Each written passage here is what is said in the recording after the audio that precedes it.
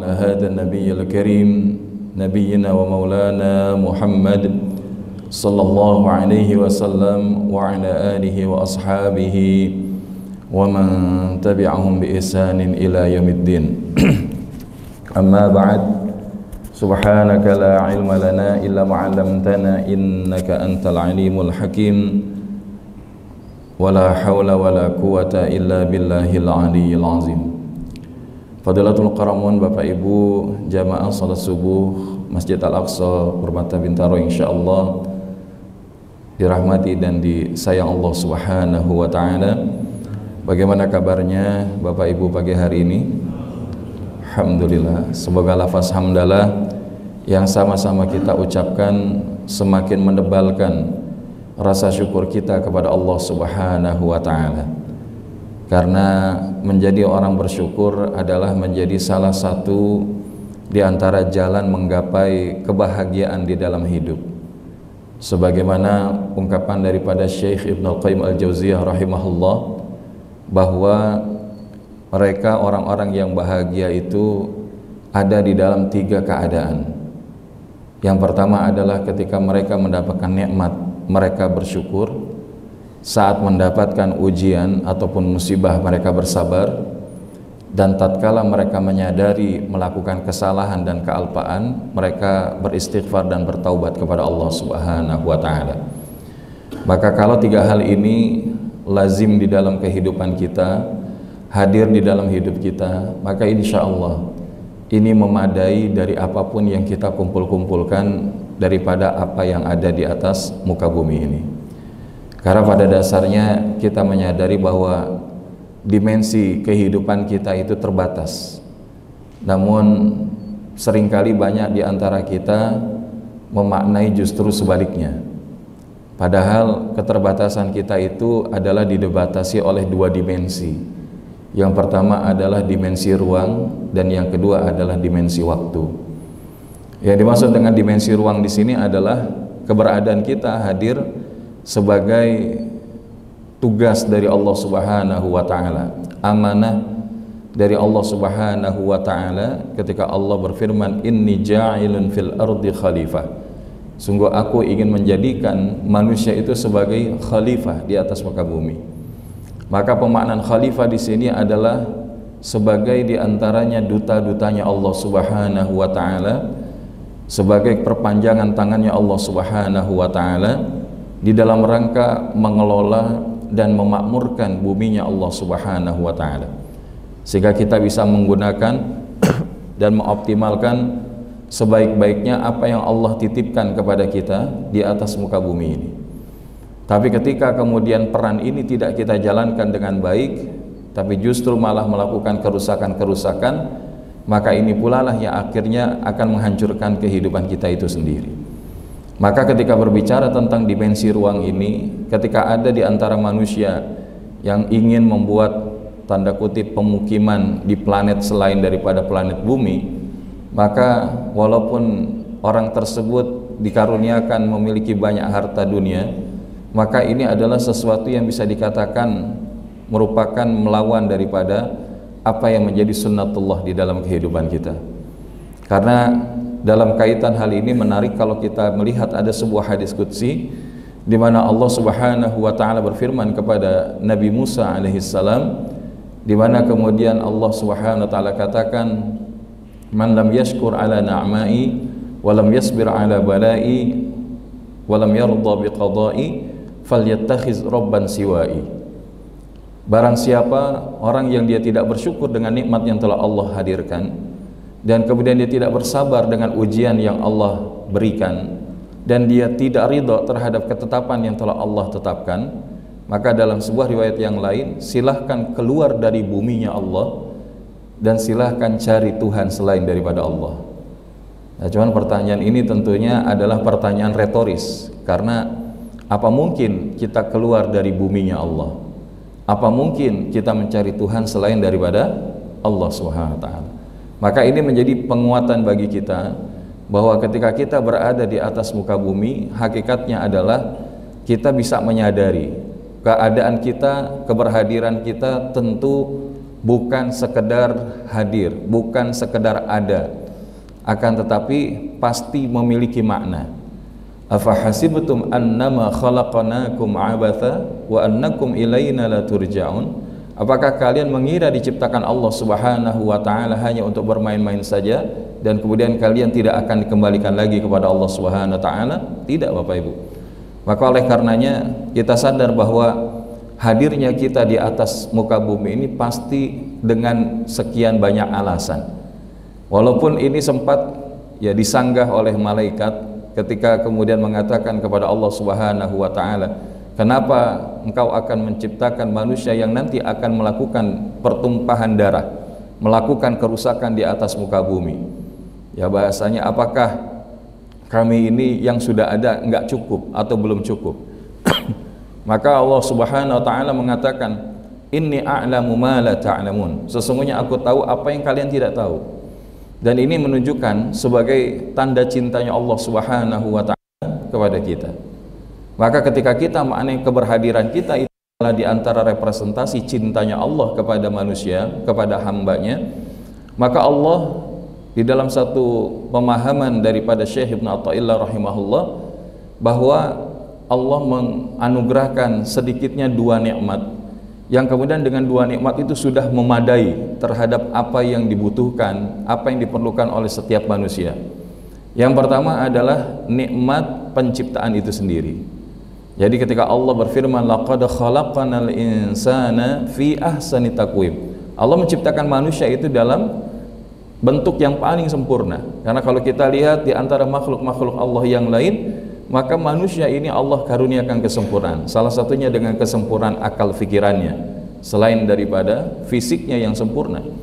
Maka oleh karenanya ini adalah di antara nikmat penciptaan. Bahkan ketika pertama kali diciptakan oleh Allah Subhanahu wa taala, Nabiullah Adam alaihissalam adanya di mana Bapak Ibu? Adanya di mana? Di surga. Maka inilah yang disebut sebagai kampung halamannya manusia. Di mana? Di surga. Dan ketika diciptakan Nabiullah Adam, tugasnya apa Bapak Ibu? Tugasnya apa ketika berada di surga? Bersenang-senang.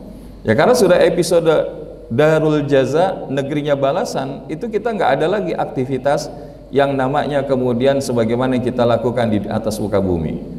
Dari sekian banyak aktivitas kesenangan, Allah Subhanahu wa taala hanya memberikan satu syarat kepada Nabi Adam alaihissalam agar tidak mendekati satu pohon yang itu tidak boleh didekati. Tapi ternyata itulah yang ternyata menjadikan salah satu asbab ketergelinciran daripada Adam alaihissalam bersama dengan Bunda Hawa. Namun satu hal kemudian menyebabkan, dan ini tentunya sesuai dengan takdir yang telah Allah tetapkan, maka akhirnya manusia berada di atas muka bumi. Maka ketika kita berada di atas muka bumi, ini bukanlah tempat tinggal kita yang abadi, tapi tempat tinggal kita adalah kampung halaman yang abadi, yaitu akhirat di sisi Allah Subhanahu wa taala, yakni surganya Allah Subhanahu wa taala. Maka inilah yang kita katakan, orang-orang yang berhasil di dalam menjalani kehidupannya adalah tatkala pada akhirnya dia mendapatkan kenikmatan surganya Allah Subhanahu wa taala di dalam kehidupan akhiratnya. Faman zuhziha 'anil nar wa udkhilal jannata faqad faz. Maka siapa yang dijauhkan daripada nerakanya Allah Subhanahu wa taala dan dia dimasukkan ke dalam surganya, maka itulah orang-orang yang sukses. Ma'asyiral hadirin wal hadirat rahimakumullah. Yang kedua adalah diberikan nikmat pemenuhan kebutuhan. Jadi Allah itu selalu mencukupi apa yang manusia itu butuhkan. Kalau hari ini kita bilang, Ustaz, tapi kok saya nyatanya masih ada kekurangan ini dan itu, maka bukan berarti Allah tidak mencukupkan kebutuhan, tapi kita nggak akan pernah tercukupi kalau bicaranya tentang keinginan. Nah, tapi kalau kebutuhan, nggak mungkin Allah itu nggak mencukupkan, karena Allah telah menjaminnya di dalam Quran surat Hud ayat yang ke-6. Wa ma min dabbatin fil ardi illa 'ala Allahi rizquha. Dan tidaklah setiap yang bergerak melata di atas muka bumi itu kecuali Allah sudah jamin rezekinya. Kita bisa lihat Bapak Ibu, bahkan seekor cacing yang jalannya, mohon maaf, hanya sekedar, ya kalau bahasa kita ngesot gitu, apakah dijamin rezekinya Bapak Ibu? Bisa makan? Maka ini seekor cacing saja Allah jamin rezekinya. Cicak itu jalannya gimana Bapak Ibu? Ya, merayap, ya kan? Tapi ternyata makanannya, rezekinya itu merayap atau berbeda? Nah, apa makanannya cicak diantaranya? Ya, nyamuk. Nyamuk itu merayap apa terbang Bapak Ibu? Nah, ini kan kalau secara logika Masya Allah, yang merayap saja itu rezekinya terbang, dan itu Allah hadirkan dan Allah berikan, apalagi manusia. Masya Allah.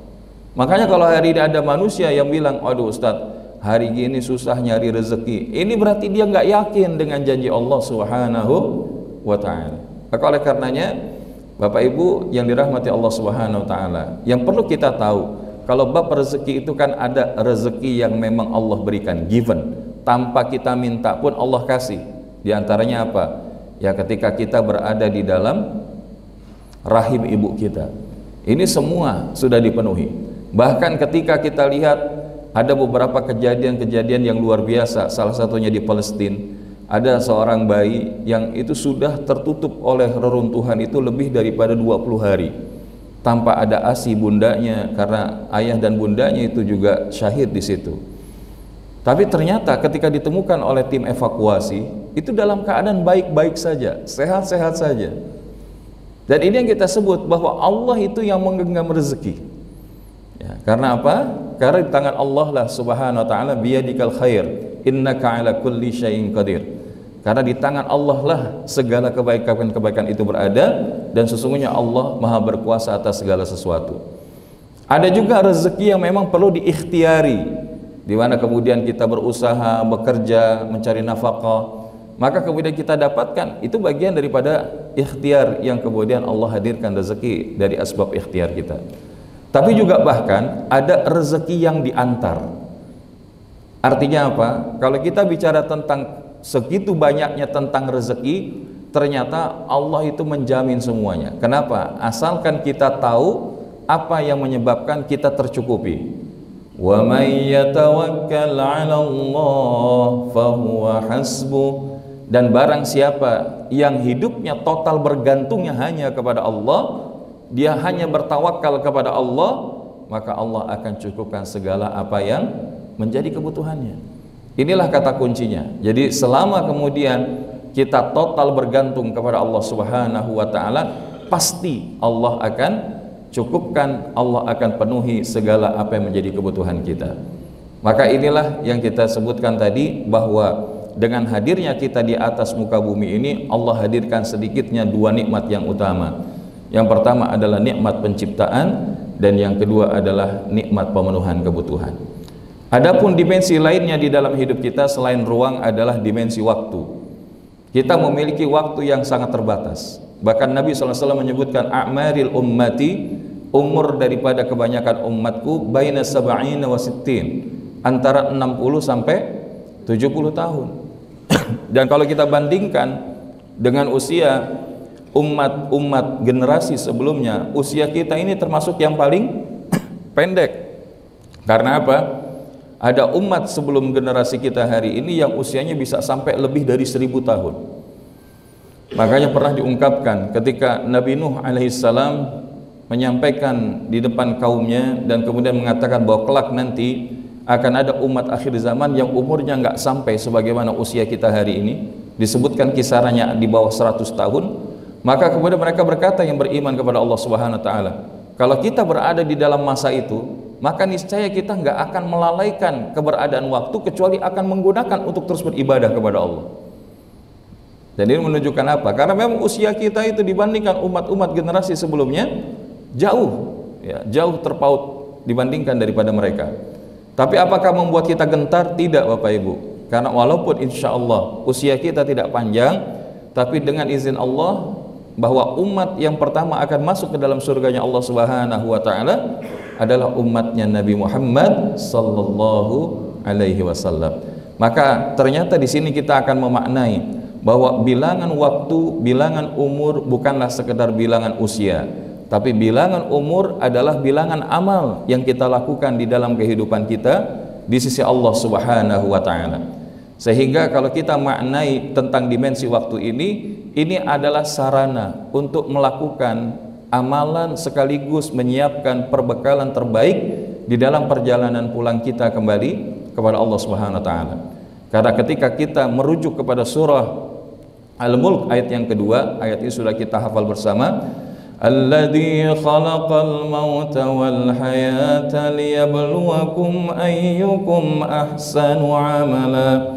Dialah Allah yang menjadikan kematian dan kehidupan untuk menguji kalian siapakah yang paling baik amalnya.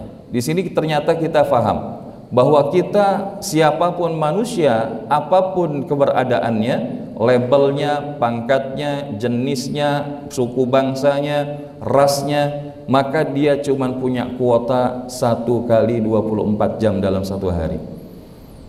Siapapun kita, betul? Tapi dari 24 jam dalam satu hari ini, yang itu kemudian terangkai menjadi pekan, terangkai menjadi bulan, terangkai menjadi tahun, maka ternyata apakah ketika kita memiliki usia yang sama dengan manusia lainnya, kualitas hasil amal kita sama atau beda, Bapak Ibu? Beda. Maka disinilah kita ingin mengangkat terkait dengan apa yang kita sampaikan di awal ini. Karena hari ini bahkan di dalam memaknai waktu tidak sedikit di antara kita itu abai. Padahal apa? Padahal waktu ini adalah modal yang Allah berikan kepada kita agar kita bisa mendapatkan sukses yang terbaik.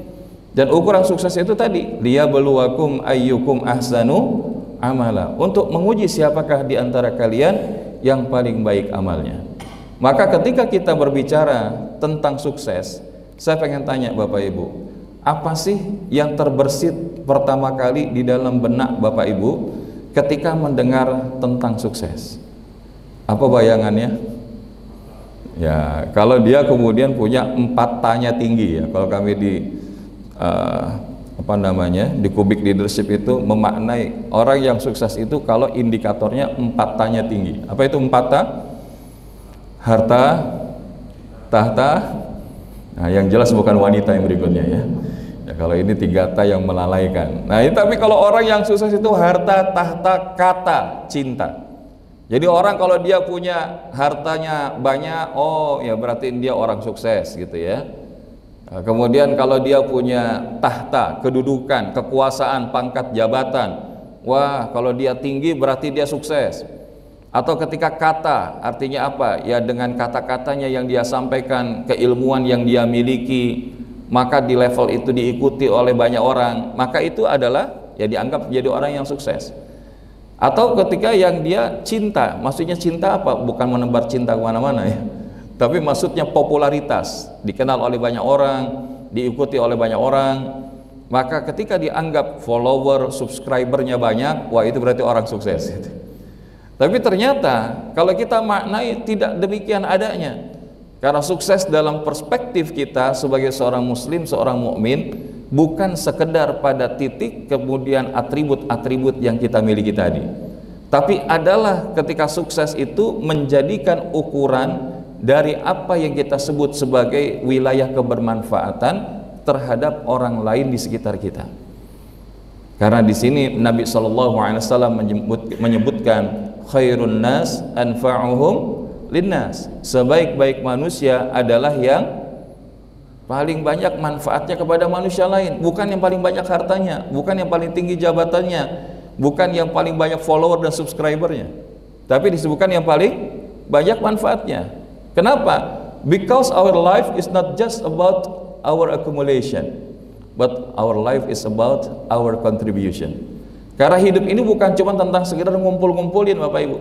Kalau cuma sekedar ngumpul-ngumpulin harta, ngumpul-ngumpulin pangkat jabatan, mohon maaf, sebelum kita ada yang namanya Qarun, ada yang namanya Fir'aun, dengan segala kelebihan yang telah Allah berikan kepada mereka, harusnya menjadikan mereka sebagai prototipe orang sukses, tapi nyatanya enggak. Mereka justru menjadi orang-orang gagal. Mereka menjadi orang-orang yang bahkan dijadikan contoh untuk generasi sebelumnya, jangan seperti itu. Maka ini satu hal yang kita maknai. Atau di dalam hadis lain Nabi SAW menyebutkan bahwa khairukum man tala umruhu wa hasuna amaluh. Sebaik-baik kalian adalah yang panjang usianya yang dia punya banyak panjang umurnya dan dia memiliki banyak amal solehnya. Nah, jadi kalau kita hari ini tadi, bilangan umur bukan tentang sekedar berapa usia kita, tapi adalah bagaimana ketika bilangan umur kita merepresentasikan daripada bilangan amal yang kita lakukan di dalam kehidupan kita. Dan di dalam wilayah penggunaan waktu, bahkan Nabi SAW menyebutkan orang yang sukses itu adalah ketika mereka menjadi orang-orang yang hari ini lebih baik daripada kemarin, dan esok hari lebih baik daripada hari ini. Kalau dia sama maka rugi, tapi kalau dia lebih buruk maka inilah yang menjadikannya kelompok orang-orang yang celaka. Maka nggak ingin kita seperti ini.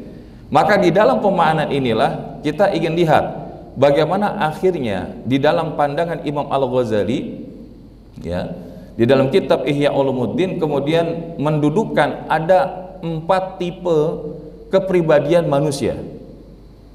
Karena pada dasarnya Allah sudah memberikan keutamaan kemuliaan kepada manusia. Di antaranya adalah dalam Quran surah Al-Isra ayatnya ke-70. A'udzu billahi minasy syaithanir rajim. Bismillahirrahmanirrahim. وَلَقَدْ كَرَّمْنَا بَنِي آدَمَ وَحَمَلْنَاهُمْ فِي الْبَرِّ وَالْبَحْرِ وَرَزَقْنَاهُمْ مِنَ الطَّيِّبَاتِ وَفَضَّلْنَاهُمْ عَلَى كَثِيرٍ بِمَنْ خَلَقْنَا تَفْضِيلًا. Dan sungguh kami telah memuliakan anak cucu Adam dan kami angkut mereka di darat dan di laut. Dan kami beri mereka rezeki dari yang baik-baik dan kami lebihkan mereka di atas banyak makhluk yang kami ciptakan dengan kelebihan yang sempurna. Allah telah muliakan manusia, Bapak Ibu. Nah, cuman masalahnya, apakah semua manusia memahami hal itu? Maka disinilah ada 4 tipe yang kemudian disebutkan oleh Imam Al-Ghazali. Ar-rijalu arba'ah, bahwa manusia itu terbagi menjadi 4 macam kelompok. Yang pertama adalah rajulun yadri wa yadri annahu yadri. Seorang manusia yang berpengetahuan, dia menyadari bahwa dirinya berpengetahuan. Orang yang dia tahu dan dia sadar bahwa dirinya tahu, maka dia inilah fadzalika alimun, maka itu adalah orang alim. Fattabi'uhu, maka ikutilah dia. Maksudnya gimana? Orang yang tahu dan dia menyadari dirinya tahu, artinya adalah ketika dia mengamalkan ilmunya atau ucapan dan tindakannya itu sama. Walk the talk, talk the walk. Ya, bahasanya menjalankan apa yang dikatakan dan kemudian menyampaikan apa yang dilakukan. Dalam bahasa lainnya, dia punya integritas. Dia punya integritas. Ketika seseorang itu disematkan pada dirinya sebagai seorang alim, sebagai seorang ulama, maka suka atau tidak, tindak tanduknya, geraknya itu akan mempengaruhi daripada orang-orang yang menjadi objek dakwahnya. Maka kalau hari ini kita melihat, ya, berada di dalam masa-masa yang cukup, ya, apa namanya, ya, yang cukup hangat masuk di tahun 2024 ini. Kita melihat ada seorang yang digugu, yang dianggap sebagai seorang, ya, pencerah di tengah masyarakat, tapi kok ya terusnya bagi-bagi apa namanya, nominal uang dalam jumlah yang tidak sedikit. Maka kita berlindung kepada Allah Subhanahu wa taala. Ini bukan begitu. Ya, bukan begitu. Kalau memang ada, enggak harus beliau yang memberikan. Ya, karena memberikannya itu pasti ada pamrih. Ya. Maka kita berlindung kepada Allah Subhanahu wa taala daripada apa? Kondisi akhir zaman. Yang mana apa? Ya, ketika ulama-ulamanya disetir oleh mereka orang-orang yang punya kepentingan. Maka inilah yang diantaranya akan menyebabkan hadirnya musibah-musibah yang lebih besar.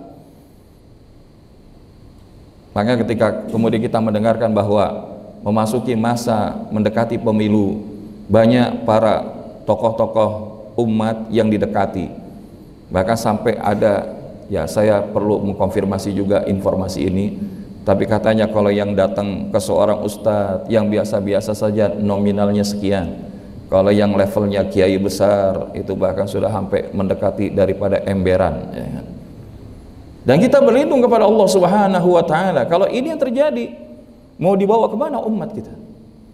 Maka hari ini tentu kita berlindung kepada Allah daripada ulama-ulama su', ya, yang dia kemudian hanya mengedepankan daripada kepentingan pribadinya saja. Walaupun kemarin kami sempat diskusi dengan pasangan kami gitu ya, nih Abi agak khawatir kalau kemudian bahasanya ya kondisi ini terus berjalan, ini bisa berpotensi untuk memecah belah kebersamaan di tengah umat ya. Karena kalau sudah ulama bilang sudah kita dukung yang ini saja, seakan-akan sudah harga mati, tapi tidak memberikan edukasi, maka ini yang akan melemahkan. Karena kalau memang kita mau pakai sistem Islam, maka bukan tidak mungkin syura, musyawarah. Tapi karena kita hari ini menjadikan Islam sebagai spirit di dalam Pancasila, maka ruh itu yang kita hadirkan, walaupun dengan pendekatannya demokrasi. Sehingga ketika kemudian hari ini ada orang yang bilang, udah loh Ustadz, daripada saya bingung mendingan saya nggak usah milih aja, maka sebetulnya itu adalah sebuah kerugian. Kenapa? Karena pada dasarnya hari ini setiap orang yang sudah kemudian memiliki hak pilih itu memiliki daripada hak suatu suara, baik dia seorang ahli kebaikan ataupun ahli keburukan.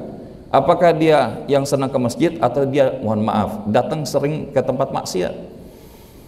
Maka oleh karenanya kita berharap semoga Allah Subhanahu wa taala menjaga keutuhan bangsa kita ya, menjadi negeri yang selalu Allah hadirkan baldatun thayyibatun wa rabbun ghafur. Maka termasuk ketika kita hari ini dihadapkan di penghujung akhir tahun, kita nggak pengen kita sibuk hura-hura, kita sibuk healing sana sini, padahal kita tahu ada saudara kita di Palestina yang hari ini lebih 25.000 yang sudah nyawanya melayang. Maka kita berlindung kepada Allah Subhanahu wa taala dari perkara-perkara yang membuat kita sibuk dengan urusan receh, tapi kita nggak sibuk dengan urusan-urusan besar di tengah umat kita. Nah makanya di sini kalau kita mendapati seorang alim yang lurus, seorang alim yang mengamalkan ilmunya, ikuti dia. Walaupun bahasanya, ya kalau bahasa Imam Syafi'i, lihatlah daripada panah-panah fitnah yang dialamatkan kepada dia. Maka kalau ada yang seperti itu, kita ikuti. Karena apa? Karena bisa jadi inilah diantara bukti kelurusannya. Namun demikian, ini yang disebut sebagai orang yang pertama dari apa yang disampaikan oleh Imam Al-Ghazali. Kemudian yang kedua adalah warajulun yadri wala yadri annahu yadri, yaitu orang yang dia tahu, dia berpengetahuan, tapi dia tidak sadar bahwa dirinya adalah pengetahuan atau memiliki ya ilmu yang dimiliki olehnya. Maka ini diibaratkan fadzalika naimun, seperti orang yang tidur. Maka oleh karenanya fa'aikizuhu, maka bangunkanlah dia.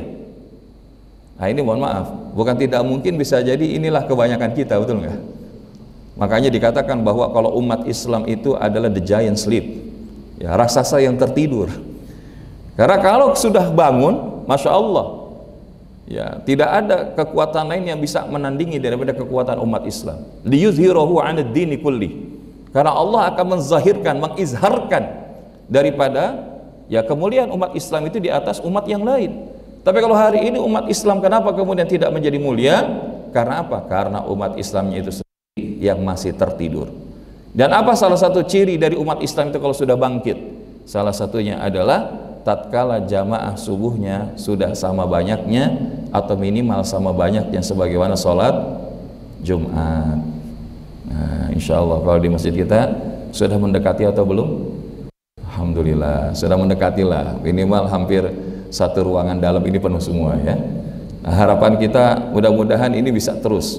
Makanya kegiatan-kegiatan kajian seperti ini perlu kita hadirkan sebagai apa? Imaratul masjid, memakmurkan masjid agar kemudian yang belum tahu jadi tahu, yang kemudian dia sudah ada bisa menjadi semakin merasa nyaman, nikmat berada di masjid, tidak sekedar setelah sholat lantas jalan. Nah, ini adalah sebuah kebaikan yang Allah pilihkan untuk kita. Maka maksudnya apa? Kelompok yang kedua ini yaitu orang yang mengerti tapi dia masih suka melanggar aturan-aturan Allah, masih suka menabrak aturan-aturan agama, Karena itulah dia betul-betul lupa atau tidak sadar melakukan kesalahan. Dan orang-orang yang seperti ini, dia bisa diingatkan, mudah diingatkan, karena diibaratkan seperti orang yang tidur atau tertidur. Kan orang tidur kalau dibangunkan pelan-pelan aja insya Allah, ya mudah-mudahan bisa bangun, ya enggak? Apalagi kalau pas lagi Jumatan, lagi enak-enak tidur, tiba-tiba disenggol kakinya, ya kan, bangun enggak? Mohon maaf Bapak Ibu, ya kan kadang-kadang aduh Ustadz, saya udah berupaya nahan biar enggak tidur-tidur, tapi saking suara khotibnya itu begitu mendayu-dayu, ya kan? Jadi saya tuh langsung bawa ke alam mimpi. Makanya kenapa sunnahnya khutbah Jumat itu suaranya itu seperti mimpin perang, ya, ya. Kenapa bahasa kayak mimpin perang? Nabinya nyontohin kayak begitu. Apalagi kalau masjid kita, alhamdulillah, sebagaimana yang Allah hadirkan untuk masjid seperti ini, sudahlah karpetnya empuk, AC-nya sejuk, ya. Dan ketika jamaah yang dimuliakan Allah, ketika kita hidup adalah sebuah perjalanan, itu suara dengkurannya lebih kesal daripada suaranya seorang khatib. Maka suara khatib itu kalau Jumatan, ketika kita hidup, maka kita hidup di atas bumi Allah. Keluarkan suara kayak gitu. Dan itu yang membuat apa? Ketika jamaah yang tadinya mau tidur, bangun, ya kan? Gitu lagi mau tidur, bangun lagi dia. Kok ini khotib marah-marah? Bukan marah-marah, sunnahnya Nabi. Ya, kenapa? Karena membangunkan umat itu, ya, dalam salah satu buku fikih dakwah itu, Syekh Mustafa Masyhur menjelaskan bahwa ibaratnya gini Bapak Ibu, ada sebuah rumah, di dalamnya kemudian ada orang yang sedang tidur. Nah, rumah itu kebakaran. Maka ada tipe orang, dia tetap tidur, ya enggak? Mau kebakaran kayak mau gempa bumi dia tetap tidur, ya kan? Tapi ada orang yang kedua, dia tahu bahwa rumahnya lagi kebakaran. Maka apa yang terjadi? Dia bangun. Tapi begitu dia bangun, lari menyelamatkan diri. Ada yang kayak begitu? Ada. Tapi ketika ada orang yang berikutnya, dia sadar bahwa rumahnya kebakaran dan ini bisa membahayakan semua penghuni rumahnya, maka dia berupaya membangunkan daripada ahli keluarganya yang lain agar apa? Ya, bahasanya ada yang cuma bahasa, oke kita keluar aja dari rumah, ada. Tapi ada kelompok yang berikutnya yang apa? Yang dia kemudian mengajak ahli keluarganya untuk sama-sama berupaya memadamkan kebakaran itu. Dan inilah gambaran di tengah kita hari ini. Ada orang yang tahu bahwa kita memang sedang menghadapi masalah nih. Umat kita sedang menghadapi masalah, masalah pemurtadan, masalah kezaliman, masalah kemaksiatan. Tapi ada, Allah itu bukan urusan saya, yang penting nggak masuk rumah saya. Ada kayak gitu? Ada. Ada yang tahu memang ada masalah, udahlah kita menyelamatkan diri sendiri saja, nggak usah pikir-pikir orang lain. Nah, ini juga begitu kita bangunin yang lain, tapi kemudian kita nggak mau dakwahkan, kita nggak mau ambil bagian di dalam mengingatkan di tengah umat, maka umat ini akan selalu tertidur. Makanya kajian-kajian seperti ini penting untuk kita hadirkan agar apa? Kita bisa membangun kesadaran itu bersama-sama di tengah umat. Nah, ini adalah orang yang kedua, Bapak Ibu. Yang ketiga adalah wa rajulun la yadri wa yadri annahu la yadri fadzalika mustarsyidun fa'arsyiduhu. Orang yang dia tidak punya pengetahuan dan dia sadar bahwa dirinya tidak berpengetahuan, maka dia adalah orang yang tidak ngerti, yang membutuhkan petunjuk ataupun bimbingan. Dia tahu dirinya nggak tahu, maka dia apa? Maka dia butuh bimbingan. Maka kasih bimbingan itu dan berikan petunjuk kepada dirinya dengan izin Allah Subhanahu wa taala. Maksudnya apa? Ini adalah orang yang termasuk kelompok yang mudah diingatkan. Dia sadar, wah saya ini memang nggak punya ilmu, Ustaz. Gimana saya mau menyampaikan kepada yang lain kalau saya sendiri nggak punya ilmunya? Dan ada satu kaidahnya, faqidu syai'i la yu'ti. Bagaimana mungkin kita memberikan sesuatu kalau kita nggak punya sesuatu? Maka di sini, kenapa kita mau capek-capek ngaji? Karena hakikatnya dalam hidup kita itu dua. Kalau kita tidak sedang berdakwah, kita sedang didakwahkan. Dan kalau kita sedang didakwahkan juga potensinya dua. Apakah didakwahkan kebaikan atau keburukan, kan gitu. Maka kalau kita hari ini sibuk dalam dakwah kita, maka ini bagian daripada apa? Hakikat menjaga diri kita. Jadi kalau bahasa kita kenceng dakwahnya, maka dakwah itu bukan tentang sekedar mengingatkan yang lain, tapi mengingatkan daripada orang yang sedang berdakwah itu. Makanya kalau kita hari ini alhamdulillah Allah pilihkan untuk hadir di majelis-majelis ilmu, maka ini adalah di antara ciri orang yang dikehendaki kebaikan oleh Allah. Man yuridillahu bihi khairan yufaqihu fid din. Barang siapa yang dikehendaki Allah kebaikan, maka Allah akan fahamkan dia akan ilmu agama. Maka insya Allah yang hari ini hadir, baik yang secara offline ataupun online, dia golongkan min ahlil khair. Yang terakhir Bapak Ibu adalah kelompok yang keempat, wa rajulun la yadri annahu la yadri fadzalika jahilun farfaduhu.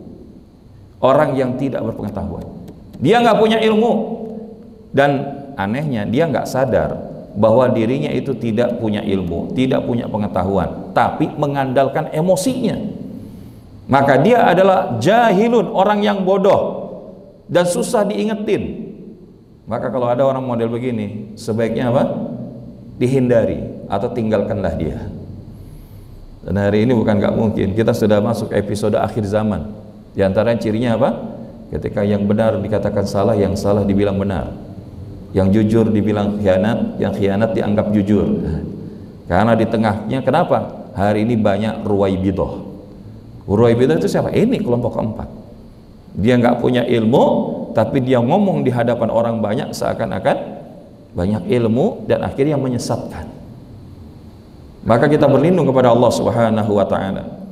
Ya, kalau hari ini ada seorang tokoh pendidikan, ya, punya daya nalar logika yang bagus, tapi kalau dia kemudian, ya saya kadang-kadang suka tergelitik diundang di acara-acara peringatan Hari Besar Islam, berbicara tentang Maulidun Nabi tapi dalam perspektif sebagai non-muslim. Satu sisi terlihat baik, karena ketika kita dakwah di Amerika itu ada istilahnya interfaith dialog antar keyakinan, di mana kemudian di situ Jews, orang-orang Yahudi, kemudian ada orang-orang Christian, ya, dan juga yang lainnya. Itu kemudian termasuk umat Islam duduk bareng ngobrol di situ.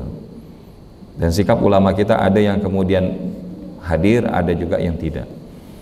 Ya, karena apa? Karena kalau kita tidak memiliki dasar yang kuat, dialog interfaith ini bisa menggoyahkan iman. Ya.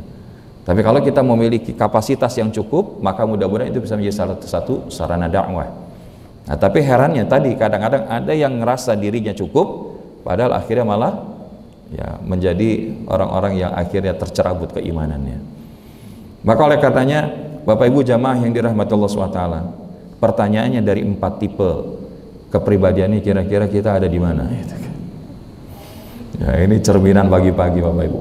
Ya, ini kaca kita nih. Kira-kira kita ada di kelompok yang berapa? Apa sudah masuk yang pertama? Masya Allah, insya Allah ya. Berarti sudah alimun, ya, muta'alim ya.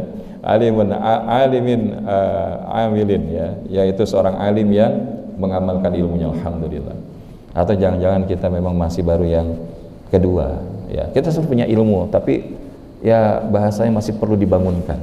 Kita tahu kok Islam itu agama yang Allah menangkan di atas yang lain, tapi kita hari ini menjadi masih belum yang menang karena tadi kesadarannya masih perlu dibangunkan. Nah, atau kita sadar memang kita belum punya ilmu, Ustaz, memang saya masih belajar, alhamdulillah ya, tapi jangan sampai yang keempat, betul? Nah, kita berlindung kepada Allah SWT, karena orang yang keempat ini adalah hobinya denial, kalau bahasa Inggrisnya. Kalau bahasa kitanya ngeyel ya, sukanya menyangkal, tidak mau dengerin pendapat atau peringatan dari orang lain, dan juga tidak mau mengalah walaupun dia salah. Nah, hari ini jangan sampai kita bahasanya pakai kacamata kuda gitu kan. Ya, kita dikaruniakan oleh Allah ilmu untuk membedah dari keadaan-keadaan yang ada. Jangan karena kesukaan kita pada satu orang atau satu kelompok kemudian membuat kita menutup pintu hati kita mendapatkan hidayah di sisi Allah. Maka oleh karenanya Bapak Ibu jamaah yang dirahmati Allah SWT, ini sebetulnya materinya cuma 10 slide, tapi biiznillah ini baru 2 slide sudah hampir syuruk ya. Ini masih boleh terus apa enggak nih? Karena kenapa? Ketika kita sadar potensi kita ada di mana, diri kita ada di mana, inilah yang kemudian akan menjadi titik awal apa yang kita sebut dengan self transformation, transformasi diri. Kita tahu di mana present state kita, dan kita tahu mau menuju keadaan yang seperti apa yang kita inginkan, desired state. Itu yang kita sebut transformation. We transform, not just change. Kita melakukan transformasi, bukan cuma sekedar berubah. Dan oleh karena itu, dalam proses transformasi ini juga bukan cuma sekedar mengandalkan ro'yu, logika, tapi kita balikin frame berpikir kita, mindset kita, heart set kita, itu nggak lepas dari Quran dan sunnah Nabi Shallallahu Alaihi Wasallam. Dan kalau kita bicara tentang sunnah Nabi ataupun hadis-hadis Nabi Sallallahu Alaihi Wasallam, ingatlah ketika Rasulullah itu mengingatkan kepada kita. Mengingatkan apa? Di antaranya Nabi Sallallahu Alaihi Wasallam mengingatkan kepada kita tentang penggunaan nikmat. Bahwa ada dua nikmat, ni'matani maghbunun fihi ma katsirun minan nas, yang banyak menjadikan manusia itu tertipu. Ada dua nikmat yang menjadikan manusia itu tertipu atau tertipu daya, yaitu apa? As-siha wal faragh. Yang pertama adalah nikmat sehat, dan yang kedua adalah nikmat waktu lapang. Hari ini banyak diantara kita itu abai bahwa nikmat sehat itu adalah anugerah nikmat yang mahal, betul atau tidak? Bahkan kalau kita lihat hari ini diantara industri yang perkembangannya pesat maju itu salah satunya adalah sektor kesehatan, rumah sakit, apotik, jasa ini, jasa itu, obat ini, obat itu. Dan kalau kita lihat, ternyata makin kesini ini makin banyak orang-orang yang ya, mungkin jauh dari kondisi sehat gitu. Tapi kalau kita kembalikan lagi, makanya kalau hari ini kita dikasih Allah kesehatan, maka jangan jadikan kesehatan itu tidak menjadikan kita hambanya yang semakin taat. Kita nggak jadiin sehat itu sebagai sarana kita untuk semakin beribadah kepada Allah Subhanahu wa ta'ala. Begitupun juga nikmat waktu lapang. Saya nggak ngerti ini. Begitu kita masuk akhir tahun ini saya lihat jalan-jalanan itu sepi ya. Tapi yang ramai itu pokoknya jalan yang ke arah tempat-tempat hiburan. Tempat hiburan itu membludak. Ya. Karena ini saya nggak tahu apakah momennya karena memperingati juga atau ya karena memang pas momennya anak-anak liburan, betul nggak? Dan kalau kita lihat hari ini bahkan tidak sedikit tadi mengagendakan, wah besok malam, nanti malam ya, ya nanti malam lah, nanti malam itu besok malam, ya besok malam, pokoknya buatlah agenda semalam suntuk menunggu pergantian tahun. Ya kadang-kadang nungguin tahun berubah mampu bisa begadang, tapi giliran diajak begadang zikir, begadang sholat malam, begadang baca Quran, siap apa enggak? Maka kita berlindung kepada Allah Subhanahu wa ta'ala. Bahkan Nabi mengajarkan sebuah doa, ini doanya Masya Allah ya, lain waktu kita bahas detail. Tapi apa yang disebutkan oleh Nabi SAW, karena sebelum masuk kepada doa ini, Rasulullah mengajarkan bahwa ciri kebaikan Islam pada diri seseorang, min husnil islamil mar'i tarkuhu ma la ya'ni. Di antara ciri kebaikan Islam pada diri seseorang itu adalah dia meninggalkan segala sesuatu yang tidak mendatangkan manfaat bagi dia. Ya, jangan sampai hobi kita, kesukaan kita terhadap sesuatu hal ataupun sesuatu aktivitas itu mengalahkan daripada perkara-perkara yang lebih utama. Misalkan gini, mohon maaf saya sudah pernah singgung ya, kalau orang hobinya mancing, di sini ada yang hobinya mancing Bapak Ibu, mancing boleh nggak? Boleh, tapi kalau bahasanya hampir setiap waktu dipakai buat mancing, kira-kira gimana? Padahal orang yang hobinya mancing itu, saya katakan dan saya jamin hidupnya nggak akan pernah maju, betul atau enggak? Ya, karena kalau maju cebur ya. Makanya dia selalu berada di belakang layar. Tapi intinya yang saya katakan bahwa hari ini banyak orang kalau terkait dengan hobinya berapapun harganya, ya padahal belum tentu apa yang dia sukai akan hal itu memberikan manfaat buat dia. Padahal ada kegiatan-kegiatan kebaikan di depan mata kita kadang-kadang skip. Nah makanya kita berlindung kepada Allah SWT termasuk daripada apa yang menjadi kesia-siaan di malam pergantian tahun secara miladiah ini. Maka kita berharap ini kita jadikan sebagai sarana refleksi. Bagaimana kita kemudian menggunakan waktu di dalam hidup kita itu sah-sah saja. Walaupun bagi kita mau tahun ini atau tahun yang akan datang, yaitu bagian dari bilangan waktu yang telah Allah berikan kepada kita. Yang penting kata kuncinya adalah liyabluwakum ayyukum ahsanu amal. Jadi di antara doa yang Nabi ajarkan kepada kita itu, yaitu ada satu doa yang diriwayatkan Imam Muslim, Allahumma inni a'udzubika min zawali ni'matik. Ya Allah, sesungguhnya hamba berlindung kepadamu daripada hilangnya kenikmatan yang telah Engkau berikan. Masya Allah. Jadi kita berlindung kepada Allah karena ada nikmat, mohon maaf ini Bapak Ibu, yang tiba-tiba langsung hilang semuanya. Ada? Ya misalkan gini, dia kerja tiba-tiba di PHK. Nah kan tiba-tiba hilang begini, guncang nggak Bapak Ibu? Guncang buat sebagian orang. Bahkan yang kemarin kita singgung di pertemuan bulan lalu itu, seorang bapak yang tega menghabisi 4 anaknya di kamar mandi itu. Nah karena apa? Di PHK 7 bulan nggak bisa bayar kontrakan, maka akhirnya apa? Nah, clash dengan pasangannya, KDRT kepada istrinya, istrinya melarikan diri, tapi nggak bawa anak-anaknya jadi pelampiasan. Maka kita berlindung kepada Allah Subhanahu wa Ta'ala daripada nikmat yang tiba-tiba Allah hilangkan. Ada juga nikmat yang dihilangkan bertahap. Nah, cuma kan kalau bahasanya gini, kayak mobil, wa'iyadzubillah. Ada mobil yang tiba-tiba nggak ada angin, nggak ada hujan, nabrak tiang pembatas, masuk jurang. Ada juga yang bahasanya sebenarnya udah ada nih, bahwa ini mobil akan bisa mengalami kecelakaan. Ya mungkin entah bannya bocor tapi nggak sadar, ya, atau mungkin olinya sudah kering tapi kemudian nggak diketahui gitu. Maka pada akhirnya apa? Mengakibatkan juga kecelakaan. Maka kalau kita sadar bahwa apa yang terjadi dalam hidup kita Bapak Ibu, apapun musibah yang terjadi dalam hidup kita, apakah itu kebetulan? Apakah itu kebetulan? Enggak. Kenapa? Karena itu pasti terjadi atas izin Allah. Ma asaba min musibatin illa biiznillah wa may yu'min billahi yahdi qalbah.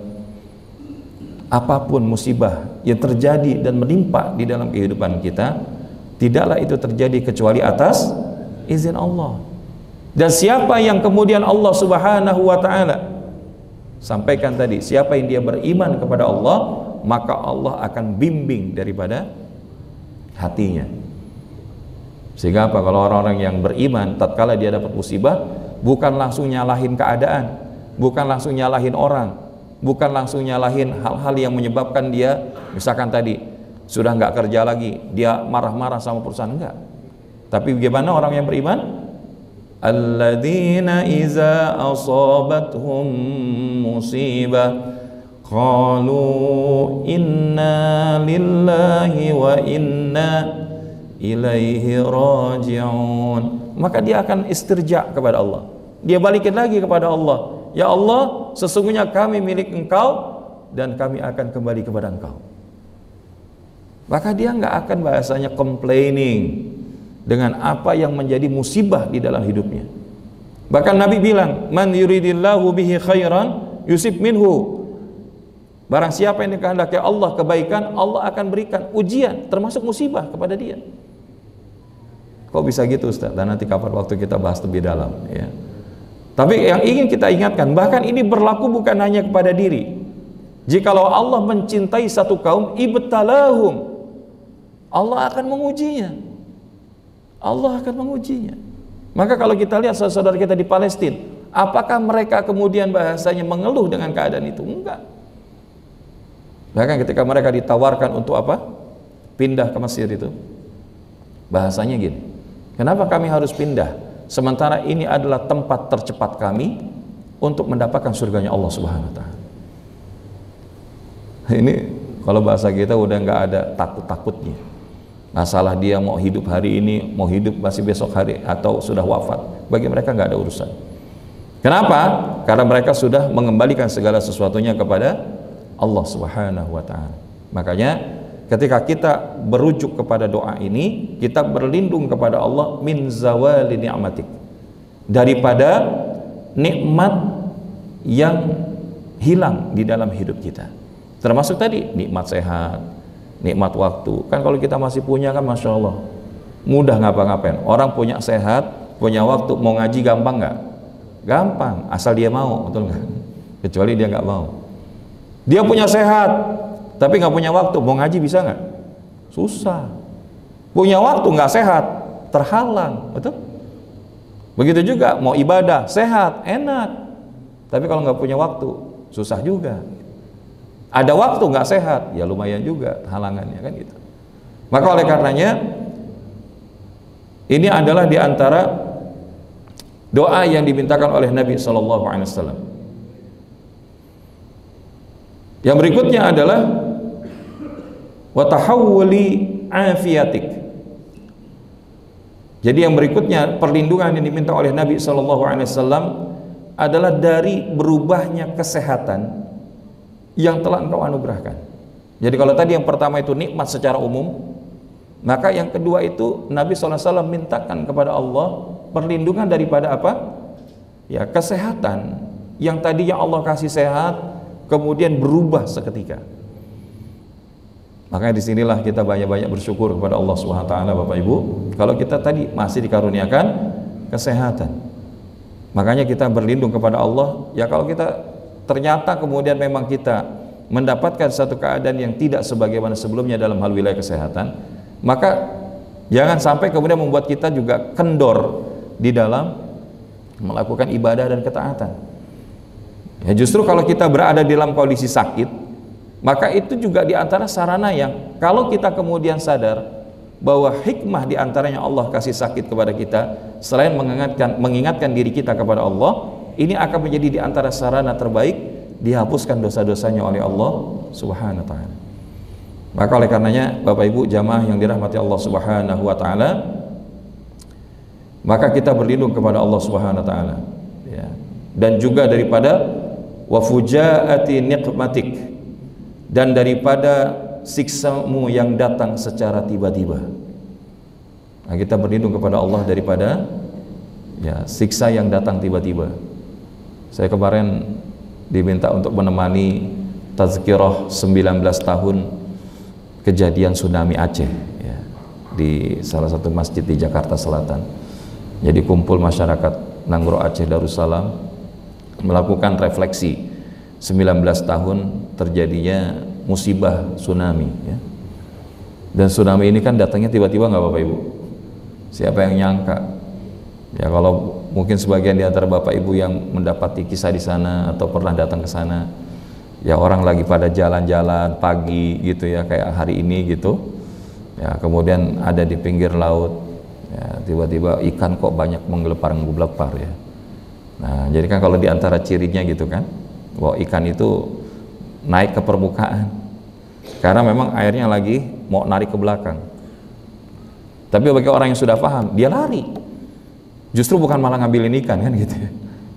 Dan wa'iyadzubillah, itulah yang terjadi. Begitu kemudian kali kedua hantamannya itu ya melebihi daripada tinggi 2 pohon kelapa kan. Dan itu yang kemudian kita berlindung kepada Allah. Ya terjadinya tsunami.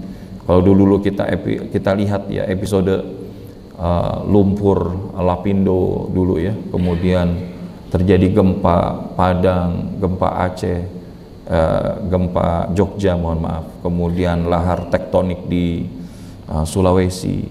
Maka Masya Allah, itu kalau kita dihadirkan tazkirah itu, kalau kita nggak sadar, mau yang lebih parah bagaimana lagi Allah kasih supaya kita ingat. Ya. Dan ini yang kita katakan wadzakir fa inna dzikra tanfa'ul mu'minin. Dan berikanlah peringatan, maka sesungguhnya peringatan itu hanya akan bermanfaat bagi orang-orang yang beriman. Maka kita berlindung kepada Allah SWT daripada siksa yang datang tiba-tiba. Maka kalau hari ini kita bahasanya nggak peduli dengan saudara kita di Palestina, ya, kita tidak mengatakan dan mendoakan kalau nanti kita dapat yang sama, kemudian orang tidak peduli, maka jangan bilang kita ini gara-gara orang lain, karena bisa jadi gara-gara kita. Sekarang lagi ramai masalah pengungsi Rohingya gitu ya. Terlepas daripada karakteristik mereka yang seperti itu, tetap harusnya diupayakan. Ya, karena biar bagaimanapun mereka saudara kita. Kalau mereka malas, mereka itu ya contohnya gini, saya suka menganalogikannya. Mohon maaf, Bapak Ibu, kalau ngurusin anak yatim, kira-kira mudah atau sulit? Nah, di antara kesulitannya apa? Susah diatur. Karena apa? Tidak mendapatkan bimbingan yang sempurna dari orang tuanya. Tapi apakah kemudian kita nggak usah nguruslah anak yatim? Apa gitu? Enggak. Nabi bahkan bilang, ana wakafilul yatim kahataini fil jannah. Kemudian dirapatkan. Aku bersama orang yang menjamin mengurusi anak yatim seperti ini, dan kemudian ditautkan jari telunjuk dan tengah, kedudukannya seperti inilah di surganya Allah. Maka kalau hari ini ya kita melihat berita-berita di medsos itu kadang-kadang di framing, ini udah datang sebagai pengungsi, kelihatannya begini begitu, nanti sampai di sini malah kemudian pengennya enak-enak aja, sementara kita hari di sini kerja cuma dapat segini, di sana udah dikasih, malah nuntutnya pengen lebih. Wa'iyadzubillah. Kita berlindung kepada Allah daripada kondisi-kondisi ini. Ya, karena apa? Kalau kita membantu orang lain, Bapak Ibu, kalaupun dia khianat, dia zalim, itu urusan dia sama Allah, betul nggak? Nah, tapi kalau misalkan dia kemudian memang bisa diurusi dalam sisi regulasi, aturan, silahkan. Tapi bagi kita, dalam prinsip membantu itu apa? Bahwa ketika kita membantu, satu, kita tidak sedang membantu orang lain semata-mata, tapi kita sedang membantu diri kita sendiri. Di mana dasarnya? Surat Al-Isra. In ahsantum ahsantum li anfusikum wa in asatum falaha. Jikalau kalian berbuat kebaikan, maka kebaikan itu akan kembali lagi kepada kalian. Tapi kalau kalian berbuat keburukan, keburukan itu akan kembali lagi kepada kalian. Walaupun ayat ini sebetulnya ditujukan kepada Bani Israel. Makanya kenapa Bani Israel itu sampai sekarang hidupnya susah? Karena dia nggak mau jalanin apa yang menjadi isi Al-Quran. Dan Bapak Ibu jamaah yang dirahmati Allah SWT, kembali kepada diri kita. Kalau kita bantu orang, hakikatnya kita tidak sedang membantu orang itu saja, tapi sebetulnya kita sedang membantu diri kita dengan kebaikan itu. Karena kita nggak pernah tahu, ya, dunia ini kan berputar, roda hidup ini berputar. Ada kalanya di atas, ada kalanya di bawah. Yang pada saat di atas, jangan lupa, satu saat bisa berada di bawah. Yang ada di bawah, jangan putus asa, karena bisa naik ke atas. Yang kedua, yang perlu kita pegang adalah janji dari Nabi SAW dalam sebuah hadis. Wallahu fi aunil abdi maka dan abdu fi aunil akhihi. Dan Allah akan menolong seorang hamba selama hamba itu menolong hamba Allah yang lain. Jadi kita nggak perlu jeri. Kalau kita nggak mau bantu, sudah nggak usah ngomong ini, nggak usah ngomong itu. Kita udah nggak ngebantu, udah gitu nyinyirnya luar biasa, kan gitu. Jadi jangan sampai kita jadi orang-orang yang bahasanya hidupnya sibuk nyinyir dengan kebaikan yang ada pada diri orang lain, tapi kita tidak melakukan kebaikan itu sendiri. Wa'iyadzubillah. Dan kalau kita bahasanya menolong saudara kita, sebetulnya kita sedang menolong agama Allah, betul atau tidak? Karena kalau bukan kita, siapa lagi, kan gitu. Ya, kalau dia mau misalkan mau cari saudara kita di Malaysia atau di negeri-negeri lainnya yang juga mayoritas umat Islam, silahkan. Tapi kalau dia kemudian dihadirkan di Indonesia, ya mudah-mudahan ini jadi satu kebaikan. Karena memang apa? Secara indeks kedermawanan masyarakat di Indonesia ini adalah termasuk yang paling tinggi, bukan hanya di Asia, bahkan di dunia. Makanya ketika terjadi apa yang menimpa saudara kita di Palestina, Masya Allah, ini berbondong-bondong kita bantu. Walaupun apa? Kita bukan saudara secara nasab langsung, tapi kita saudara secara ideologis, secara keimanan. Dan inilah yang kemudian bahasanya direfleksikan bahwa apa? Sebagai pengejawantahan iman yang sempurna. La yu'minu ahadukum hatta yuhibba li akhihi ma yuhibbu li nafsi. Belum dikatakan iman yang sempurna sebelum kalian mencintai saudara kalian sebagaimana mencintai diri sendiri. Maka inilah yang kita bawa di dalam refleksi akhir tahun. Jangan sampai kemudian kita asik berhura-hura, foya-foya, tapi sementara kita tahu ada saudara kita yang sedang tidak seberuntung dengan kondisi yang seperti kita alami. Maka oleh karenanya Bapak Ibu jamaah yang dirahmati Allah Subhanahu wa taala, dan sebagai penutup adalah wa jami'i sakhatik, berlindung kepada Allah Subhanahu wa taala daripada segala kemurkaannya Allah. Nah, ini diantara refleksi akhir tahun, ya kita bawa pulang doa ini, walaupun sekali lagi ini bagian dari pengantar sebelum kita masuk kepada efektif Muslim habits mastery. Bagaimana kita bisa penguasaan daripada kebiasaan-kebiasaan pribadi Muslim yang efektif.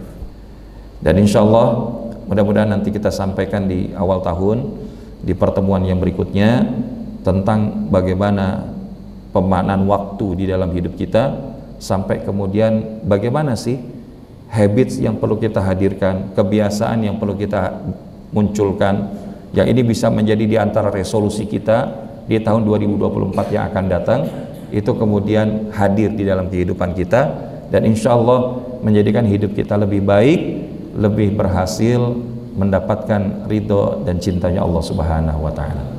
Mudah-mudahan yang disampaikan ini ada manfaatnya. Saya berikan kesempatan kalau ada yang mau nanya, mungkin saya ada beberapa waktu yang bisa kita luangkan. Waalaikumsalam warahmatullahi wabarakatuh.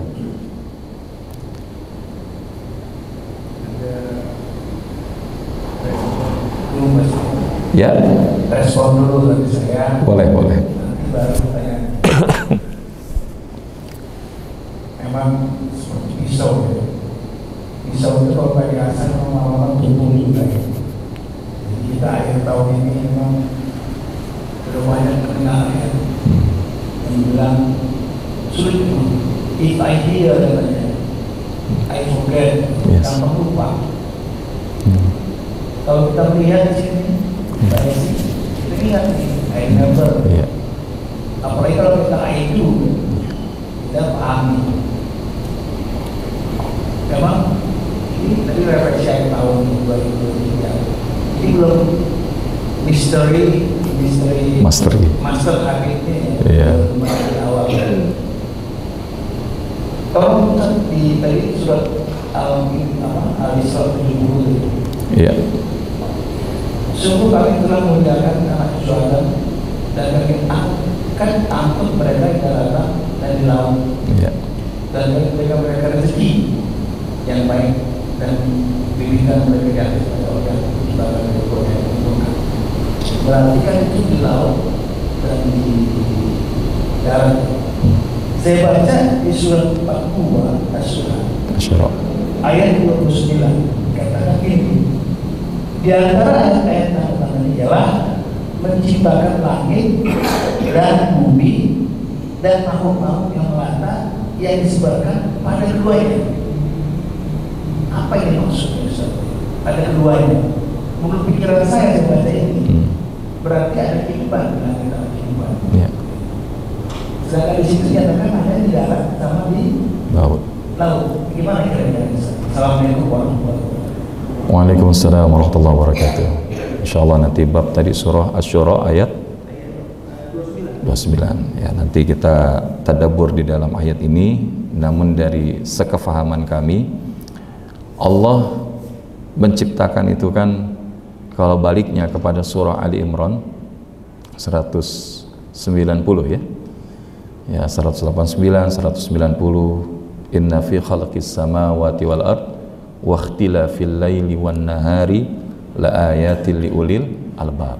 Ya, jadi sesungguhnya dalam penciptaan langit dan bumi, silih bergantinya siang dan malam, ya, itu terdapat tanda-tanda kebesaran Allah. Bagi siapa? Orang-orang yang memiliki pengetahuan.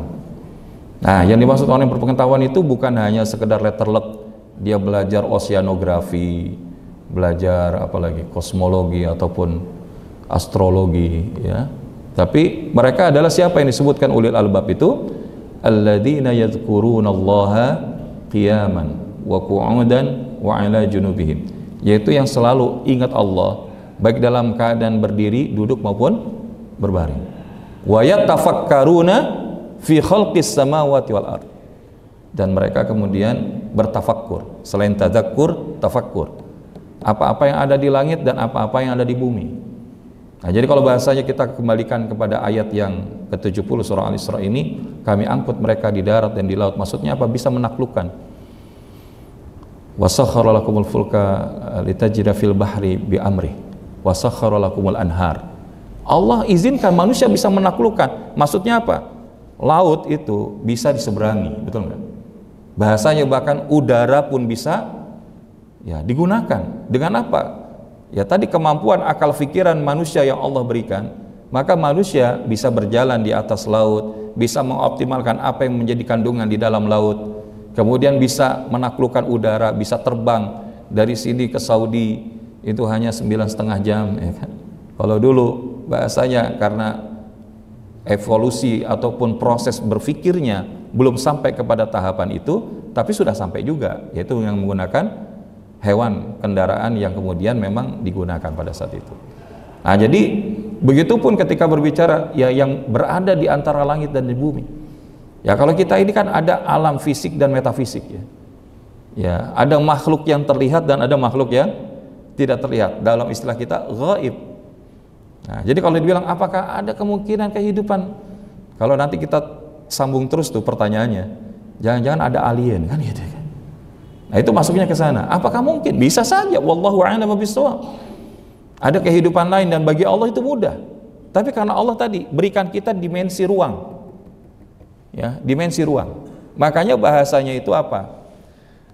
Dalam surah Ar-Rahman, Allah men-challenge.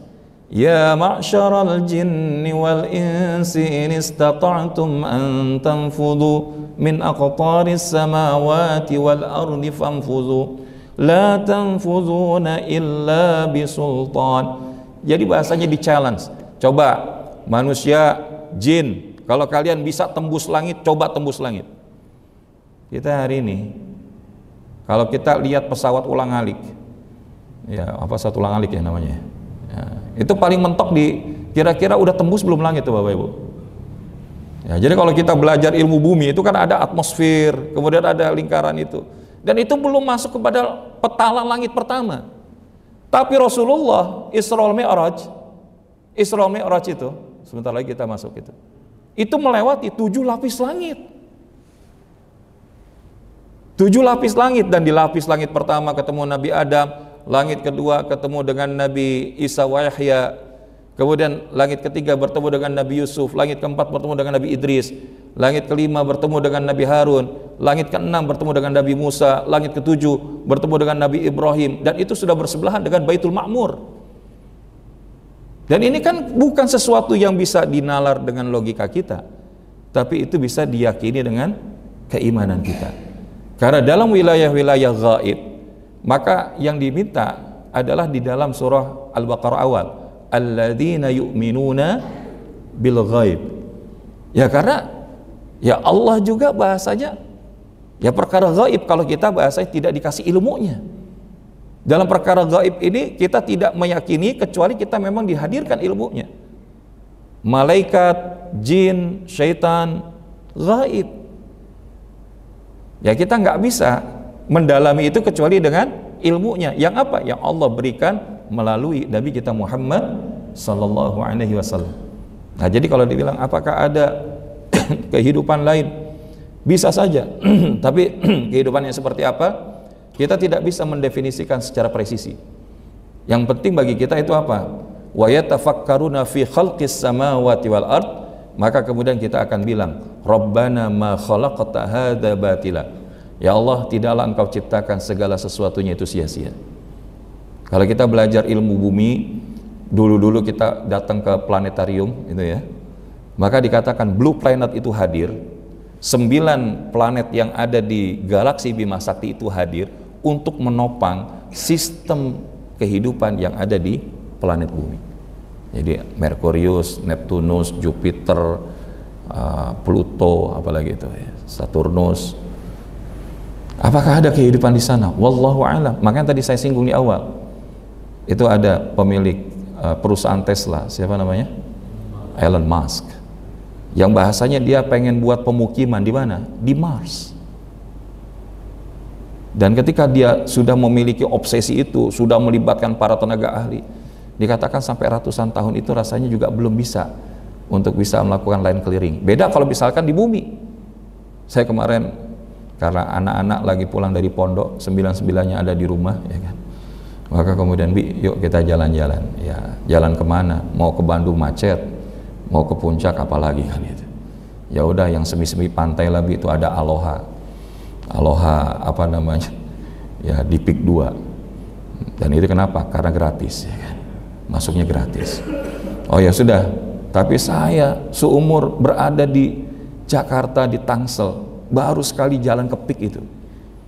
Saya bilang, ini kok kalau datang, kita pernah, mohon maaf, dengan izin Allah, kita ada kesempatan dakwah ke Amerika itu di West Coast. Ini kok mirip-mirip di sana. Saya bilang, kok bangunannya sama. Kalau kita ke Koreatown atau di Chinatown gitu ya, oh kok ini sama. Saya bilang. Ya, pernah juga kita dapat sebuah invitation, dan itu karena ada sebuah kompetisi jalan ke China. Maka begitu lihat, ini sih bahasanya udah kayak bukan di negeri kita. Dan itu apa? Tadi menutupi laut, kemudian dibuat daratan. Ini kan luar biasa manusia itu. Dan ini menunjukkan apa? Bahwa Allah mengizinkan manusia itu untuk mengelola bumi itu dengan sebaik-baiknya. Makanya kalau manusia itu tidak menjalankan peran khalifatullah fil ardnya dengan baik, inilah yang menjadi sebab kerusakan. Zoharul fasada fil barri wal bahr bima kasabat aydin nas. Ya, jadi karena ulah tangan kita sendiri kalau ada kerusakan di lautan dan di bumi. Hari ini case ya tentang pengelolaan nikel ya, rame di Sulawesi. Ini makanya sekarang lagi muncul, bahkan semua izin smelter itu akan direview. Kenapa? Karena sudah mulai menunjukkan kondisi kerusakan. Kita pernah jalan ke Morowali itu, ya, karena ada tugas training di sana. Dia bilang, Ustadz kapan waktu sering-sering ngisi di sini? Kenapa? Ya karena sekarang orang lagi banyak berbondong-bondong datang ke sini, begini dan seterusnya. Tapi kalau kita katakan balik lagi, maka berbicara tentang kehidupan di luar dari planet bumi, ya ini adalah perkara gaib. Itu yang bisa saya sampaikan ya. Sehingga kita meyakini kalau apakah ada kehidupan sana, bisa jadi. Dan kalau bahasanya ada seperti apa, wallahu a'lam bishawab gitu ya. Ya kalau sekarang ada rekaan manusia, film alien, UFO dan lain sebagainya, wallahu a'lam. Ya kalau itu bisa jadi merupakan rekaan saja. Dan ala kulli hal, kalau kita lihat, justru kalau saya malah curiousnya itu di sini, bahwa sebelum diciptakan manusia itu ada kelompok makhluk yang lain. Nah itu yang nanti baliknya ke Al-Baqarah ayat 30. Ya, jadi bahasanya itu, kenapa engkau menciptakan lagi makhluk yang akan membuat kerusakan di atas muka bumi? Ini kan pertanyaan malaikat ini dengan ilmu, bukan sekedar komplain. Allah, dia malaikat itu nggak komplain sama Allah, mereka itu taat, sami'na wa ata'na yang Allah kasih. Tapi kalau mereka mengatakan ini, itu kayak semacam gini, ya Allah, kekurangan kami apa sampai kemudian harus diadakan lagi mereka? Apa kami kurang taat gitu loh, memaknainya. Dan ternyata kalau kita kemudian referensi kitabnya Al-Bidayah wan Nihayah, maka disebutkan bahwa sebelum daripada keberadaan umat manusia itu adalah kalangan bangsa jin. Dan salah satunya yang terakhir itu siapa? Azazil, iblis. Jadi semua udah habis, tapi ada satu yang masih diizinkan. Tapi yang satu ini, yang kemudian bahasanya sudah mau satu level lagi naik jadi penghulu dari seluruh malaikat, bahasanya Allah izinin dia ada di surga, tapi melewati tahapannya itu, ya bahasanya tahapan-tahapan secara manual gitu, bukan diangkat. Kalau Rasulullah itu kan langsung dimuliakan oleh Allah. Nah tapi begitu satu tahapan ujian lagi, menjadi penghulu dari seluruh para malaikat, Allah ciptakan Adam. Nah disinilah kemudian ada ketidakterimaan iblis terhadap kemuliaan dari Adam ini. Dan gara-gara nggak suka ini, sampai kemudian kalimat yang diabadikan dalam Quran itu apa? Ana khairum minhu, aku itu lebih baik daripada Adam, aku lebih baik daripada dia. Ini hati-hati nih virus iblis. Kalau orang gampang meremehkan orang lain, hati-hati, itu virus iblis ya. Dan gara-gara itulah kemudian apa? Allah hinakan iblis itu untuk hidup selamanya di ya nerakanya Allah Subhanahu wa taala yang abadi. Dan iblis ini kemudian kan bahasanya beranak pinak ya. Dan itu ada yang dia jin itu yang kemudian muslim, ada yang kafir.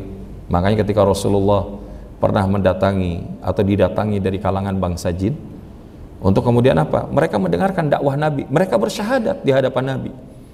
Monumennya ada di Mekah itu, namanya apa? Masjid Jin. Ya. Maka kadang-kadang kalau orang kita, mohon maaf ya, ada sebagian begitu dibilang, oh ini Masjid Jin, nah, sengajalah cari sana satu, nanti baru bawa pulang ke Indonesia. Ya, maka kita berlindung kepada Allah, kita nggak perlu nyari. Makanya ya kalau ada orang yang kemudian dia bisa berinteraksi dengan makhluk halus, ya ini bukan dia cari, karena dia ada ya karunia kemudahan yang Allah hadirkan. Ada beberapa orang yang diberikan. Karena apa? Ya beda dimensi. Bahkan mereka tinggal di atas muka bumi ini juga. Maka diantaranya apa? Ya rumah-rumah yang tidak ditempati. Ya. Maka kita kalau masuk ke rumah yang di situ tidak pernah dibacakan Al-Quran, dizikirkan tentang Allah, itu hawanya beda Bapak Ibu. Anak gampang sawan, ya kan? Ya, terus kalau rasanya nggak nyaman. Makanya di antara penjagaan di rumah kita itu jangan sampai tidak dibacakan Al-Quran di dalamnya. Salah satunya apa? Kalau kita bahasanya pindahan rumah atau tempati rumah baru, salah satunya minimal bacakan surah Al-Baqarah. Nah, surah Al-Baqarah. Semuanya Ustadz? Iya kalau bisa. Nggak harus mengundang Ustadz, tapi kalau mengundang Ustadz juga Alhamdulillah ya kan. Paling nggak buat makan-makannya ya. Tapi kalau yang penghuni rumah baca sehari berapa ayat, sehari supaya apa? Supaya Allah jagain. Bukan kemudian mohon maaf ditempelin macam-macam gitu ya, enggak. Kita minta perlindungan itu hanya kepada Allah. Nah ini bab tentang makhluk lain selain daripada manusia ini ada. Tapi seperti apa adanya tidaklah kita bisa pahami kecuali berdasarkan apa yang disampaikan oleh Nabi kita Muhammad SAW dan para ulama. Ya, jadi bab tentang ya yang melata di langit, wallahu a'lam. Ada, tapi seperti apa wallahu a'lam. Ya. Mungkin itu yang bisa saya sampaikan. Oh, ada satu lagi. Oh, yang tadi ada satu di Zoom, ya. Mau kelihatan orang lain. Jadi dia bertanya, Ustaz, saya ini kenapa ya Ustaz? Sudah beberapa kali setiap bangun tidur merasakan bahwa sebentar lagi saya akan mati. Pernah nangis dan minta maaf dan minta ridho pada suami dan kesalahan saya. Tapi suami saya bilang saya nanti dan katanya jaga saja dengan suatu pun pagi. Ketika hal itu terjadi lagi, saya pandangi sekeliling saya bahwa sebentar lagi saya akan meninggalkan dunia ini. Sehingga perhiasan-perhiasan saya pun sudah perhiasan-perhiasan disedekahkan kepada kerabat. Ya, alhamdulillah. Ya kalau yang bab sedekahnya udah bagus ya kan. Maka kalau mau disedekahkan ke ustadz juga nggak apa-apa ya kan. Bismillahirrahmanirrahim. Perasaan yang tiba-tiba muncul, nangis tiba-tiba, nyesel tiba-tiba gitu, itu adalah tanda di antara jiwa yang lemah. Dan jiwa yang lemah itu karena bisa jadi karena satu dan lain hal, diantaranya perkara dunia yang meliputinya, ya, lebih sibuk dengan urusan dunia, tertutupi dengan urusan dosa-dosa dan maksiat, itu diantaranya. Obatnya Allah sudah firmankan dalam surat Ar-Ra'd, ala bidzikrillah tatmainnun qulub. Ketahuilah sesungguhnya dengan berzikir, mengingat Allah, hati kita akan menjadi tenang. Ini obat yang jelas. Zikir apapun. Jadi kalau misalkan tadi kalau bangun tidur kok tiba-tiba bawaannya kok kayak sudah akan wafat dan seterusnya, wallahu a'lam. Setiap kita itu memang berada di antara jari jemarinya Allah. Kita nggak ada yang tahu kapan kita wafat dan seterusnya. Tapi tugas kita adalah mempersiapkan pertemuan dengan Allah itu dengan sebaik-baiknya. Makanya apa? Nabi ngajarin sunnah sebelum tidur dan sunnah ketika bangun tidur. Sunnah sebelum tidur apa? Ya, yang pertama berwudu. Ya, berwudu. Kalau bisa kita tidur itu dalam keadaan wudu itu akan baik. Yang kedua, ya salat sunnah witir. Kalau memang ya bahasa tidak memberatkan. Ya, kemudian apa? Ya, yang berikutnya membaca zikir ataupun Al-Qur'an. Paling tidak Al-Ikhlas, Al-Mu'awwizatain. kemudian ayat kursi itu dibaca, sholawat Nabi. Nah itu perkara itu, bahkan kita tiupkan ya di bagian muka, telapak tangan sampai ke seluruh anggota tubuh. Terus apa? Kemudian kita, kalau bahasa orang tua kita itu ngebutin, apa sih? Ngebutin kasur. Nah, jadi ngebutin kasur ya. Ya karena ini ternyata walaupun kelihatannya sederhana, tapi ini hari ini banyak yang lagi wa'iyadzubillah, kita berlindung kepada Allah, ya ada namanya tungau ya. Ya kayak semacam kutu-kutu yang ada di kasur itu menyebabkan gatal-gatal gitu. Nah, jadi ternyata kalau kenapa kita kebutin itu ya salah satunya tadi, walaupun insya Allah tempat kita bersih dan terjaga, tapi kita menjaga lebih baik. Nah setelah itu apa? Ya tidurnya membaca doa, ya minimal baca doa apa? Allahumma barik lana. Nah itu doa makan Bapak Ibu ya, bismika Allahumma ahya wa bismika amut. Nah setelah itu ya terus ya tidurnya miring kemana? Kanan. Nah itu. Terus apalagi yang kadang-kadang dilupakan, padamkan lampu. Nah, jadi ternyata itu juga punya pengaruh secara kesehatan. Termasuk apa? Ketenangan kita kalau istirahat. Maka saya kok dapati kalau orang-orang di luar yang bahkan dia nggak ngerti agama, maksudnya nggak ngerti Islam. Tapi kalau mereka tidur itu mereka kan pakai apa namanya itu? Ya penutup mata. Kita kalau naik pesawat yang sampai jalannya di atas 5 jam, di atas 9 jam itu, mesti dikasih tools. Salah satunya itu penutup mata itu. Karena apa? Ya, bahkan kalau kita flightnya panjang biasanya selain waktu makan mati semua lampu itu ya. Dan ini ternyata ada hikmahnya. Nah jadi di situ, jadi babnya kita sunnahnya sebelum tidur, dan begitu bangun tidur juga ada sunnah Nabi apa? Ya pertama ngucek mata ya kan, kalau udah bangun jangan tidur lagi kan gitu. Terus kemudian menatap langit-langit, maksudnya menatap langit-langit ya kalau kita rumahnya ya natap langit-langit sambil menunggu beberapa saat ya, kalau kita bisa baca daripada Al-Quran surah Ali Imran tadi 189, 190, 191. Kemudian setelah itu kita bergerak untuk ke kamar mandi. Ngapain? Ya buang hajat silahkan, kemudian membersihkan sebagian diri kita, kalau bisa kita bahkan mandi itu. Mandi di waktu itu memang adalah mengembalikan metabolisme tubuh, itu bagus di atas jam 1 malam sebelum subuh. Nah, justru kalau yang tidak bagus setelah maghrib sampai menjelang tengah malam. Nah, itu yang kadang ternyata secara penelitian medisnya bisa mengakibatkan terganggu kesehatan. Kalau sesekali gimana Ustaz ya? Kalau sesekali mudah-mudahan dimaafkan ya. Tapi ala kulli hal setelah itu apa? Ya berwudu, kemudian melaksanakan ya sholat sunnah, ya tahajud ya tadi, kemudian tilawah Quran, istirahat sejenak menunggu subuh, berangkat subuh. Nah, dan tadi baca doa juga, alhamdulillahilladzi ahyana ba'dama amatana wa ilaihin nusyur. Nah ini bab sunnah yang kadang-kadang ataupun kebiasaan-kebiasaan Nabi yang itu terlewati oleh kita. Nah jadi kalau kita tadi tiba-tiba mendapatkan kayak begitu, pertama ya kembali kepada kebiasaan yang dicontohkan oleh Nabi. Yang kedua, yang pertama tadi zikir kepada Allah dengan istighfar, mohon ampun dan seterusnya. Ya, kemudian yang kedua tadi mengembalikan kebiasaan kita kepada kebiasaan Nabi SAW. Dan yang ketiga, nah ini yang menarik tadi dibilang saya sampai akhirnya punya perhiasan, punya harta itu nggak pengen jadi masalah, pengen saya bagi-bagiin aja. Itu bagus. Sekarang saya lagi ada menangani sebuah keluarga yang ayahnya dari mereka ini, dia punya 1 istri, kemudian 8 orang anak. 1 orang anak meninggal beberapa pekan lalu, termasuk yang menjadi mediator dari semua anak-anak yang lain. Nah kemudian almarhum bapaknya mereka ini sudah meninggal tahun 81. Tahun 81. Punya tanah sebetulnya nggak besar-besar amat, sekitar 400-an meter kalau nggak salah. Nah, qadarullah ya, kemudian sekarang berarti tahun 2023 itu ya semua yang dulunya masih kecil sekarang sudah punya anak kecil ya kan.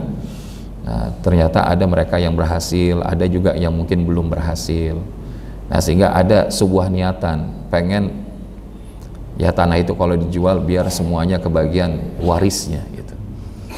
Nah saya cuma bilang gini, ini ibu masih ada, mau bicara waris sekarang maksudnya gitu.